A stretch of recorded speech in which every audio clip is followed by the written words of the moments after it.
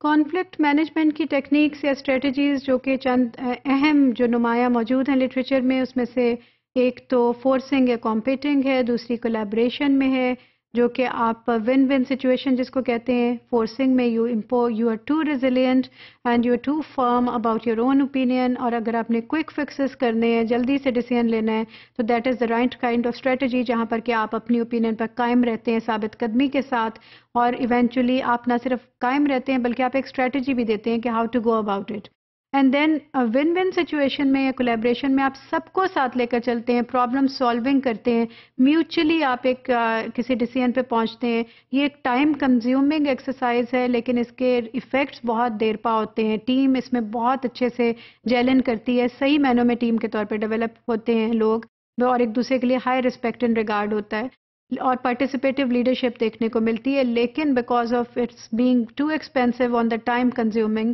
Consumption, it is not the right kind of strategy اگر آپ کو کوئی فوری ڈیسیژن لینا ہے یا جہاں پر کہ باقی ٹیم میں اہلیت اتنی موجود نہیں ہے. And you know that as a manager اور as a leader. Compromising is another strategy جس میں آپ ایک ایسی کانفلکٹ کا سامنا کر رہے ہیں جس پر کہ آپ کو ایک اس طرح ڈیسیژن لیتے ہیں آپ جس میں کہ پارشلی آپ کی بات بھی منوائی جاتی ہے، مان لی جاتی ہے، اور پارشلی دوسری ٹیم ممبرس کی بات بھی مان لی جاتی ہے. تو یہ ایک میوچل آپ گراؤنڈ ڈھونڈتے ہیں کہ کچھ ان کی بات مان لی جائے، کچھ آپ کی بات مان لی جائے. This is also a good strategy. I will not recommend it as a very effective strategy, اور اس کی کچھ وجوہات ہیں جو کہ ابھی ہم ایک لمحے میں ڈسکس کرتے ہیں. یہ کب آپ کو کرنی چاہیے کہ جب you want to partially satisfy both party, when the goals are moderately important, when the goals are just moderately important, they are not very deep rooted, they are not having a far reaching effect in your organization. تو آپ ان goals کے اوپر actually compromise کرتے ہو جن کی وجہ سے کہ کانفلکٹ ایگزسٹ کر رہی ہے، اور آپ آبجیکٹیوز اس حساب سے سیٹ کرتے ہو، ری ڈیفائن کرتے ہیں کہ جن کے تحت کچھ آپ کی بات کہی جا رہی ہے، سنی جا رہی ہے، اور کچھ دوسری ٹیم ممبر کی. اس کے پاسبل ایڈوانٹیجز میں یہ ہو سکتے ہیں کہ it is faster issue resolution دیکھنے کو ملتا ہے as compared to the win-win situation. This is slightly faster لیکن اتنا فاسٹ نہیں ہے جتنا کہ آپ کو فورسنگ یا کمپیٹنگ میں ہے، لیکن اس میں ٹیم ورک فورسنگ یا کمپیٹنگ کی نسبت زیادہ بہتر ہے، اور پرٹیکولرلی ایسے لوگوں کا جن کی کہ اپنی اوپینین بھی میٹر کرتی ہے اور ان میں ابیلٹی ہے. It is more practical when time is a factor.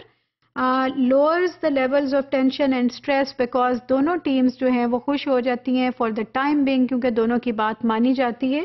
اس کی لمیٹیشنز یہ ہیں کہ ایونچولی یہ ایک ایسی سچویشن کا سامنا آپ کو کرنا پڑ جاتا ہے جب کہ دونوں ہی پارٹیز ناخوش ہو جائیں دوبارہ سے، بیکاز انہوں نے پارشلی تو ایگری کر لیا ہے، پارشلی تو ان میں سیٹسفیکشن کا زون آ گیا ہے، لیکن یہ نہ بھولیے کہ بہت سا ایسا پورشن ہے جس پر کہ وہ ڈس سیٹسفائیڈ ہیں. تو eventually over the period of time خطرہ یہ ہوتا ہے کہ وہ جو ڈس سیٹسفیکشن کا پورشن ہے وہ اوور کم کر لیتا ہے، اور وہ اتنے اسٹرانگلی انہیں نظر آنے لگتا ہے کہ اس وقت ہم نے یہ بات مان کر غلطی کی. سو ان میں اس سینیریو میں یہ ایک ون ون کی بجائے یہ ایک لوز لوز سچویشن بن جاتی ہے. تو اگر آپ یہ اسٹریٹجی اپنا بھی رہے ہیں تو آپ نے ایز اے مینیجر اور لیڈر اس پورشن پہ کام بھی ایونچولی ضرور کرنا ہے جس کے بارے میں کہ ٹیمز ڈس سیٹسفائیڈ تھیں. اس کو اگر آپ نگلیکٹڈ چھوڑیں گے تو اس کا رزلٹ اچھا نہیں دیکھنے کو ملے گا. ایک اور ٹائپ جس کو ہم اسموتھنگ کے نام سے جانتے ہیں،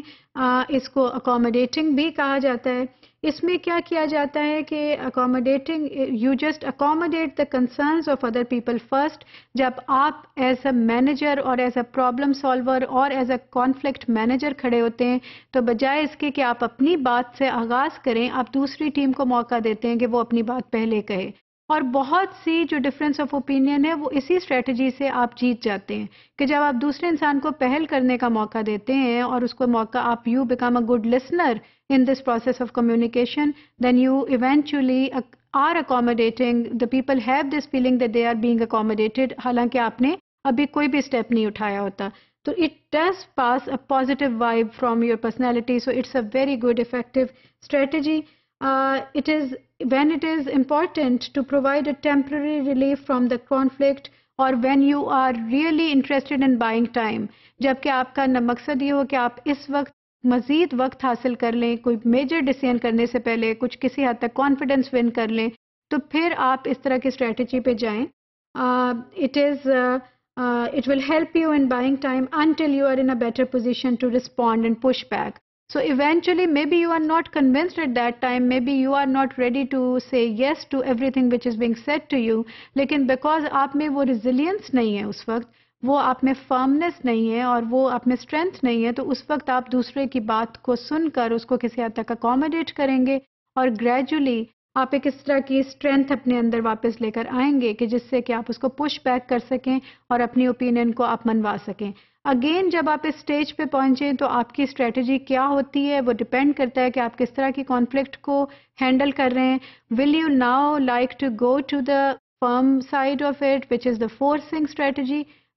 forcing conflict or competing that situation with a lot of authoritative tone and authoritative style, positional power, or will you like to go to the win-win scenario जिसमें कि collaboration बहुत ज़्यादा होता है. So how would you like to go about it and what kind of different approaches would you like to mix and match